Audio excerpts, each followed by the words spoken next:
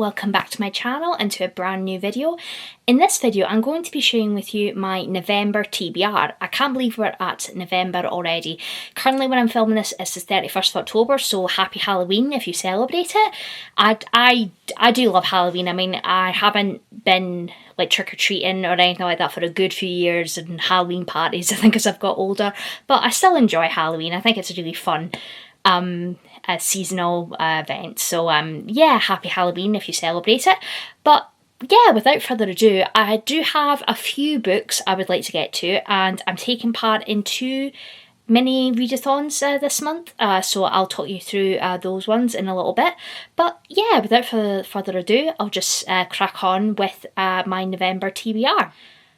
Okay, so first up, I do have some mandatory reads that I do want to get to in the month of November, and the first one I'm going to mention is my middle grade book club book pick for November.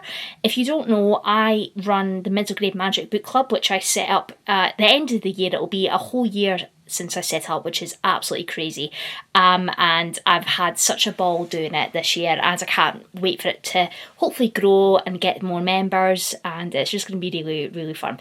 But for the month of November, our book club pick for November will be The Midnight Guardians by Ross Montgomery. I'll put a picture up on the screen somewhere.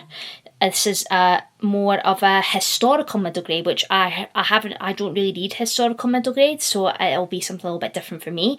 But I'm really, really excited to give this a try, and I have heard some good things. So I've got the synopsis on my Goodreads because I don't own a physical copy of it. So yeah, so sometimes the darkest hour, hope shines the brightest. When Cole's childhood imaginary friends come to life, he discovers a world where myths and legends are real. Accompanied by his guardians, a 6-foot tiger, a badger in a waistcoat and a miniature knight, Cole must race to Blitz-bombed London to save his sister. But there are darker forces at work, even than the bombings. Soon Cole is pursued by the terrifying Midwinter King, who is determined to bring an eternal darkness down over everything. So yeah, that sounds really good. I like the historical history of this middle grade, and like the fantasy elements and thrown in there as well. So that'll be our November pick for middle grade magic, and we will also be doing a watch along for the Chronicles of Narnia, The Lion, the Witch and the Wardrobe. We also do watch alongs in the book club as well, and I try and pick movies that are kind of themed around the book that we're reading. So yeah, so that if you are interested in joining the middle grade magic, I'll leave the details in the box down below. We have a Discord and it's a really, really fun time. Okay, so next up, another book, well actually it's a series that I'm going to be taking part in reading with Barb for Barb's Book Farm Patreon. Barb is just the loveliest human being. I love being part of her book club, but for the month of November we're doing a series read along of the Eden series by Devney Perry. Devney Perry. And the first book we are reading in November is Indigo Ridge. Again, I'll put a picture up on the screen because I don't own a physical copy. So let me get the synopsis up. Yes, so in this series we are following the Eden family, and they're all brothers, I think, in this family. And in the first book, Indigo Ridge, we are following Winslow Covington as she moves to Quincy, which is a town, and she's the new chief of police. And there's a series of suicides of girls dying, jumping off Indigo Ridge, which is like a mountain range, and a body is found on the Eden's ranch property. But Wynne, who's the chief of police, thinks that there's something a bit more sinister going on, and she starts a relationship with Griffin, who's one of the Eden siblings. And I think as each book goes on, we'll follow a different sibling in the family, and it's just like a romance between an Eden sibling and the main character. So yeah, I'm really, really excited to give this series a try, and I have heard such great things. I know Steph from Steph Love, she is currently reading this series and just having a really great time with it. So yeah, I'm really excited to take part in reading that one. Okay, and the final kind of mandatory read that I would like to get to in the month of November is, I decided very last minute that I wanted to take part in a read-along that my lovely friend Kendra was taking part in, Gothic Along, which is hosted by Hannah from Ladette M. So she is hosting Gothic Along, and they are currently doing a read-along of reading Sylvia Moreno Garcia's books, 1 book a month. And they started last month with the book that I'm going to be hopefully catching up with and reading is The Daughter of Dr Maro by Sylvia Moreno Garcia. Look at this stunning cover. Is that not just absolutely gorgeous. It's so pretty. So the only thing I know about Dr Maro is one of the characters from the Athena Club series by Theodora Goss. That's the only thing I know about Dr Maro, but I'll just read the little blurb up at the top.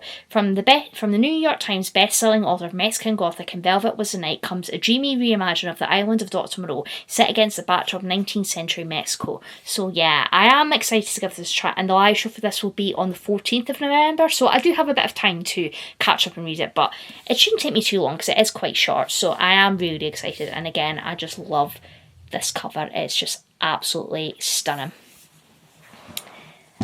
And to carry on from that read along, the next book that they're going to be picking up in November will be her Sylvia Moreno Garcia's brand new release, and that is Silver Nitrate. Look at that cover. Is that not just really freaky? Oh, it's horrible. But yeah, this is Sylvia Moreno Garcia's newest release, which came out last month, I think it came out.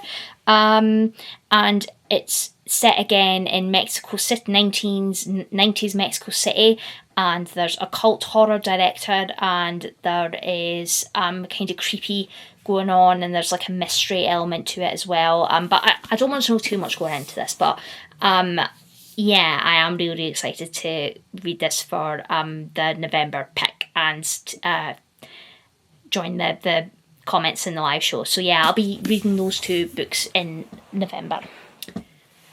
Okay, so next up, the first mini readathon that I'm going to be taking part in is the final book support group, which is hosted by Steph from Steph Loves.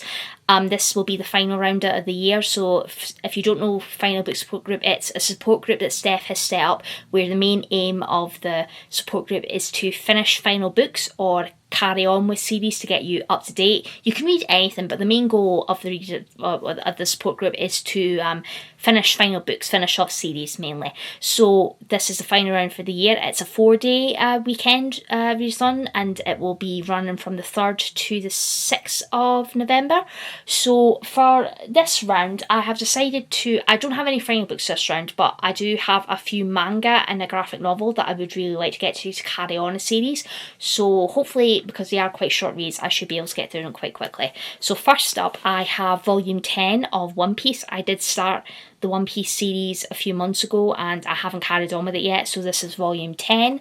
I did briefly start it, but I do need to carry on with it. So we follow the main character, Luffy, who wants to become the king of the pirates, and he has to build a pirate crew, and there's a race to find the One Piece, obviously, to become the king of the pirates, and there's a lot of action and fighting, but there's like some heart and funny moments in it, and it's a really good time. And my sister, actually, she's currently watching the anime, and she's having a great time with it as well, so I would like to start that at some point, but currently all the volumes of One Piece I currently own at the moment, so yeah, I am excited to carry on with that. Next up, I have 3 volumes of the one series that I would like to carry on with, and that is Spy Family. Yeah, Spy Family. So I have volume 3, volume 4, and volume 5. So in Spy Family, we follow the main character Twilight, who is a spy, and he's given a mission to infiltrate a private school. So he has to find a wife and a child to get into this private school, and the child that he adopts, Anya, it turns out that she is a telepath. Yeah, she's a telepath. And the wife that he meets is an assassin, but Twilight and his new wife don't know about the other one, but Anya, who is obviously a telepath, she knows that her new mum and dad are a spy and an assassin, and it's really wholesome, and it's very Mission Impossible, like Jason Bourne. There's a lot of action and things as well, so it's a good time. So I would like to carry on with Spy Family to get caught up with the rest of the series, so yeah, I'm really excited for that one as well. Next up is a graphic novel, which from one of my current favourite graphic novel series that I've ever read, and that is Lord Olympus Volume 5. And yeah, this is Volume 5. These covers of these graphic novels are always just so stunning, and it's basically a Greek myth retelling of Hades and Persephone told in graphic novel format, and it's set in like modern kind of times with the Greek gods. They all have like mobile phones, that kind of thing, and the illustrations in here are just some of the most beautiful artwork in a graphic novel that I've ever seen. They're so pretty, and I would be wary going into these graphic novels. There are some trigger warnings for like toxic relationships, sexual abuse, harassment, that kind of thing, but Rachel Smith always puts a contents warning page at the start of every graphic novel. You can read them on Webtoon, but I prefer reading them a lot in physical just because they're so pretty. So I would like to get to Lord Olympus Volume 5 to carry on, and I'm not sure when Volume 6 is coming out, but I would like to get to that soon when that comes out. But yeah, so that's all the plans for my final book support group TBR, and so I'll move on to my other readathon TBR, which is going to be the Formula 1 readathon, which is again hosted by Steph Loves. This is her Patreon readathon. So we've been doing races throughout the year, and for this round we're going to be doing a week-long readathon, the Box readathon, and the only prompt that we have for this readathon is to read special edition books, subscription box books, to get through your subscription box books. So I do have an ambitious TBR. I'm not promising myself I'm going to get through everything, but I would like to get to, I've picked out 4 books that I would really like to get to, and the ones that I am most interested in. So to begin with, I got this fairly recently, and this has been staring at me to read ever since I got it, but this is the Waterstones edition of Hurricane Wars by Thea Wanson. Apologies if I said that wrong, but yeah, this is the Waterstones edition, and I know it has come out in a subscription box recently, so it still counts, but this cover is just absolutely stunning, and it's got the stunning sprayed edges and very pretty map on the end papers, and it's got this on the naked hardback. So yeah, I would say that this definitely counts. So it is a chunky one, but I have heard some good things, so hopefully I would be able to get through it in within the 7 days of the readathon. So I'll read the back of this, read the quote on back. So, the Night Empire casts a long shadow over the land. Nothing can stand in the way of its might and power. Year by year, the hurricane wars take and take, and yet there is no hope in the darkness. One lone light stands against the empire. So yeah, that just sounds so good and really up my street. So the hurricane wars I'll be reading hopefully for the F1 readathon. Next up, I decided to go for a book that was in a fairy loot box fairly recently, and I have read from this author before, but the book in question is Silver in the Bone by Alexandra Bracken. Alexandra Bracken wrote Lore a few years ago, which was Greek mythology, and I really enjoyed that, but this is Arthurian legend, and it comes with stunning sprayed edges and really pretty end papers. Oh, I think I've dropped the bookmark out of it. And on the naked hardback, it's got this really pretty artwork, which is so cute. So yeah, I'm really excited. So so the synopsis for this one: Tamsin Lark is a hollower breaking into the ancient crypts of dark sorcerers in search of the treasures inside. Now rumours are swirling about a powerful ring from Arthurian legends, a ring that could free her brother Cable from a curse. But they aren't the only ones who covet it. As word spreads, greedy hollowers start circling, and many would kill to have the ring for themselves. Tamsin is forced into an alliance with her rival Emrys, the last person she wants to rely on. Together, they dive headfirst into a viper's nest of dark magic and expose a deadly secret with the power to awaken ghosts of the past and shatter her last hope of saving her brother. So yeah, that sounds really good. I'm really excited for this one. So Silver in the Bone, I'll be hopefully picking up for that week as well. Next up, another fairy loot book which I got recently, and that book is Forged by Blood by, apologies for my pronunciation, Ehibor Okasan. Yeah, Ehibor Okasan. But this is a stunning, again, fairy loot edition. I always just think fairy loot always knock out the park with their special editions. They're just absolutely stunning. And it also comes with gorgeous sprayed edges, and it's also got very pretty end papers as well with foiling. And I would like to know who this really good looking man is that's on the back end paper. So yeah, it definitely gives me Black Panther vibes, if the Marvel movie Black Panther. And then the naked hardback looks like this. It's just absolutely stunning. So yeah, so I'll read the brief synopsis on the here. So, a tale of rebellion and redemption, love and lies, Forged by Blood is epic fantasy at its richest, richly steeped in Nigerian mythology. So yeah, I've never read a book with a Nigerian mythology before, but I'm really excited, and this edition is just, again, absolutely stunning. And then the last book I would like to get to, I got this was my first Fairy Loot book from the September YA box, but the book in question is If I Have to Be Haunted by Miranda Sun. Again, Fairy Loot always just knock out the park with these special editions. They're just absolutely stunning. Gorgeous front cover, gorgeous sprayed edges, absolutely stunning end papers that look like this. I don't know if you can tell, it does have like silver foiling. I don't know if you can tell here, but and then character art on the naked hardback, which looks like this, and then this on the back. Absolutely stunning. I've read the synopsis and it does sound really good. So I think it's about a girl who can communicate with ghosts, and she finds the jock of the school star kind of pupil at the school's body in the woods, and he wants her to resurrect him back from the dead.